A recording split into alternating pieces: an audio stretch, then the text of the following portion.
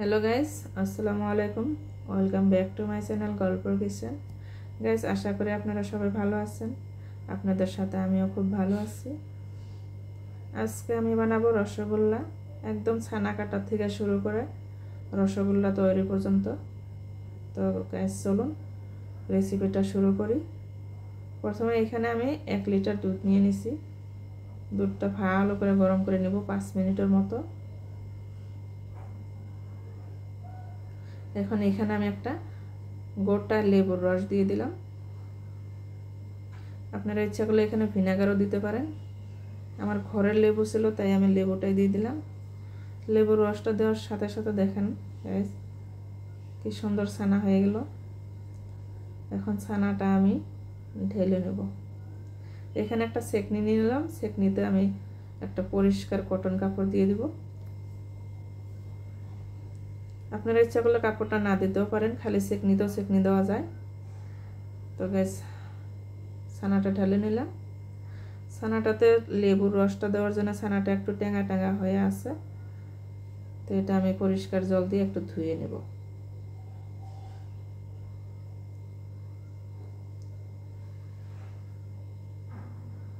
হয়ে গেছে ধোয়া। এটা জল ছড়ানোর জন্য আমি 5 মিনিটের মতো রেখে দেব।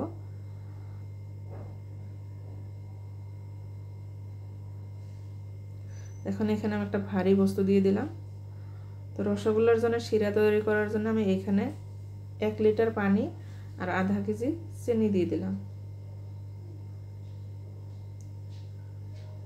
এটা হচ্ছে গুঁড়া দুধ। একটা মিশ্রণ তৈরি করে নিলাম।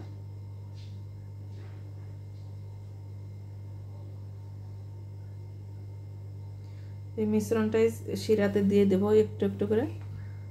শিরাতে যে চিনিটা দিচ্ছি চিনিটার একটু ময়লা আছে, ময়লাটা বের করার জন্য আমি এই পদ্ধতিটা করলাম। তো গাইস দেখেন এরকম করে ময়লাটা বের হয়ে গেল। এরকম করে চামচের সাহায্যে 3-4 বার আমি এটা উঠায় নিব।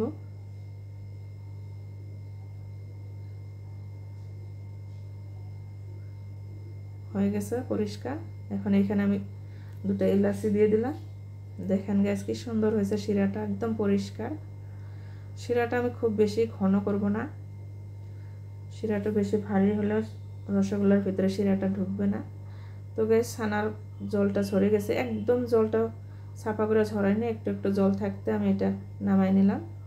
দেখেন গাইস ছানাটা কি সুন্দর সফট হয়ে গেছে।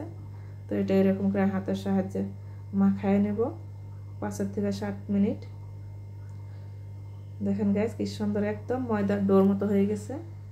এরকম করে হাতের তালা দিয়ে মাখতে থাকবো। হয়ে গেছে মাখানে। এখানে আমি আধা চামচ ময়দা দিয়ে দেব ছানাটার লাড্ডু পাকাতে যাতে সুবিধা হয় আর সিদ্ধ করতে সময় ফেটে না যায়। তো হয়ে গেছে। এখন আমি লাড্ডু বানাবো। একটু একটু লেচি কেটে আমি একটা একটা করে লাড্ডু বানিয়ে নেব।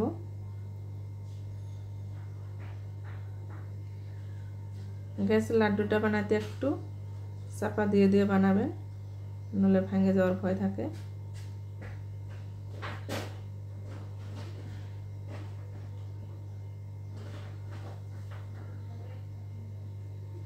এরকম করে সবকটা লাড্ডু আমি তৈরি করে নিব।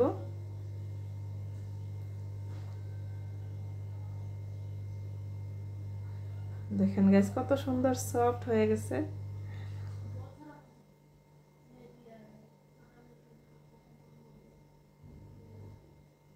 1 কেজি দুধ দিয়ে ভালোই করে লাড্ডু তৈরি করা যায়।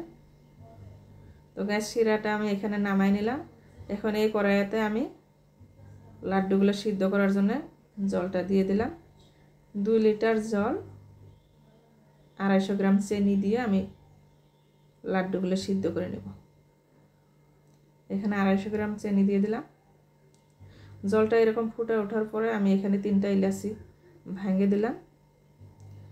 এখন এখানে লাড্ডুগুলো আমি একটা একটা করে দিয়ে দেব। লাড্ডুগুলো ঠিক মাঝ বরাবর দিয়ে দেব। এই যে বলক ওঠার জায়গাটা এখানে দিয়ে দিলে লাড্ডুগুলো ভাঙবে না। প্রত্যেকটা লাড্ডু আমি এখানেই দিয়ে দেব।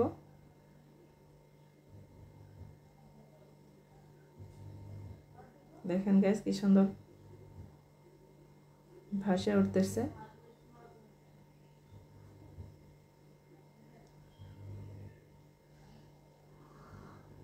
এখন আমি চামচের সাহায্যে লাহে লাহে এই পাশের থেকে ওই পাশ করব, যাতে লাড্ডুগুলোর সাথে না লাগে আর লাড্ডুগুলো উল্টাপাল্টা হয়ে যায়।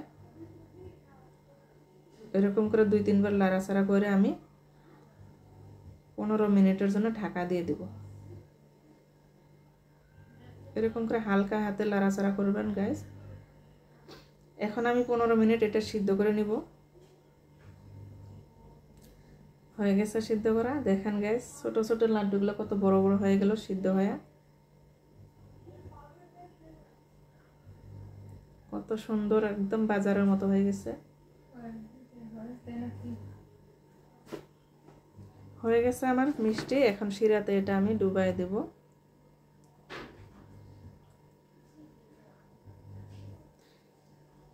এই রসগোল্লাটার শিরাতে কমসে কম 4-5 ঘন্টা ভিজায় রাখতে হবে। তো গাইস দেখেন কত সুন্দর হয়েছে। একটা বাটিতে গোল্লাগুলোর জায়গা হয় না, তাই আমি 2টা বাটিতে ভাগায় দিলাম। যেহেতু রসগোল্লাগুলো আরো বড় হবে, তাই অল্প জায়গার প্রয়োজন। দেখেন গাইস, একদম বাজারের মতো হয়ে গেছে। আসসালামু আলাইকুম গাইস, আজকের জন্য বিদায় নিচ্ছি। খুদা হাফিজ।